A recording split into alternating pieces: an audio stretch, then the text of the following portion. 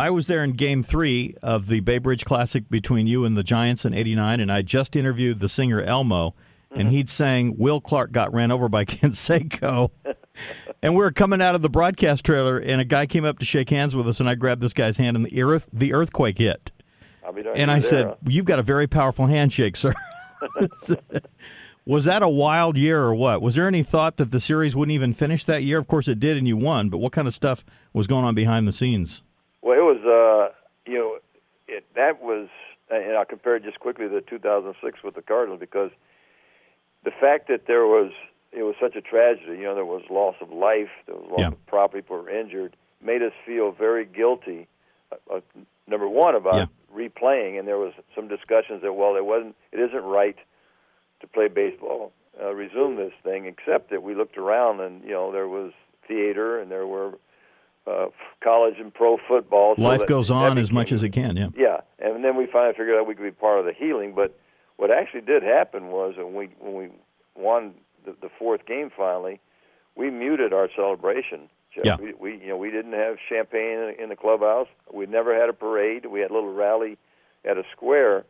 And for years, the ownership and a lot of us that were on that team said, man, that parade is such a neat PS to what happens that we always wanted a parade, and wasn't until 2006 that we experienced it. So it was just a dream for a lot of us. On that team, great majority had never been part of a world champion. So all of a sudden, you're 2 games away, that happened, and you had that uncertainty. And finally, when it did happen, we felt great, but you couldn't really enjoy it totally.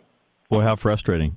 But again, you played it all. You're a class act, and I really admire that. It was funny being at the flagship KSFO because we had 2 people on the staff, Gene Nelson and Dave Henderson, on the air staff, and you had 2 players on the athletics with the same name. It got a little confusing. Yeah, that was, and I didn't know Dave very well, but I used to do a radio show with Gene. What a wonderful man he is. Yep, absolutely. I sat in one time and got to talk with you, but that was a long time ago. 2 more, and I'm going to let you go. You re-up with the Cards for 1 more year. That's the rumor online. Is that true? Yeah, I signed with him, and sometimes people say, well, why the drama? But I think fans deserve to have a manager that the owner really wants, not because his contract guarantees him some money, and the players really want him to come back. I check that out before. Yeah. If I'm offered a job, I want to make sure they're not stuck with me. The players would still listen to me, and then you want to make sure you have the fire in your gut, and the fire is there, so I'm really excited to come back in 2011. That's so great to have you back. Now, if you were to retire, have you given any thought besides the obvious with the animals? Is there anything that you'd want to do, or?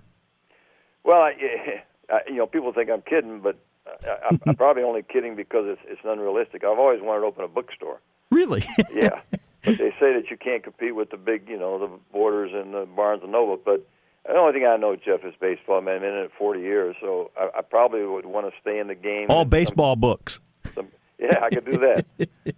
But probably in some capacity, off the field where you use what you've learned over the years. Well, Tony, thanks for all you do. It's a pleasure just knowing you and talking to you at all, and I wish you the best. I'll send people up to arf.net, right?